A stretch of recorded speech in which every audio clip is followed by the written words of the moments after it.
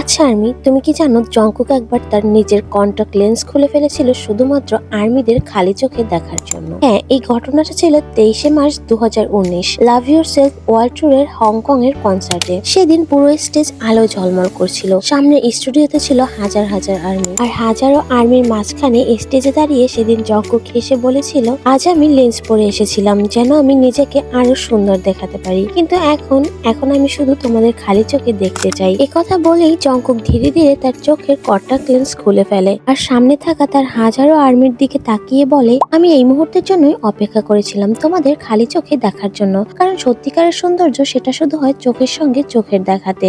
আচ্ছা আর্মি, একবার ভেবে দেখেছো একজন আইডল তার ফ্যানকে কতটা ভালোবাসলে এমন মুহূর্ত তৈরি করতে পারে? আসলে এই ধরনের ইতিহাস একমাত্র বিটিএস মেম্বারদের দ্বারাই করা সম্ভব। সো ভিডিওটা তোমার কাছে কেমন লাগলো, আর এই ব্যাপারটা কি তুমি আগে জানতে নাকি জানতে না, সেটা অবশ্যই কমেন্ট বক্সে বলে যাবে।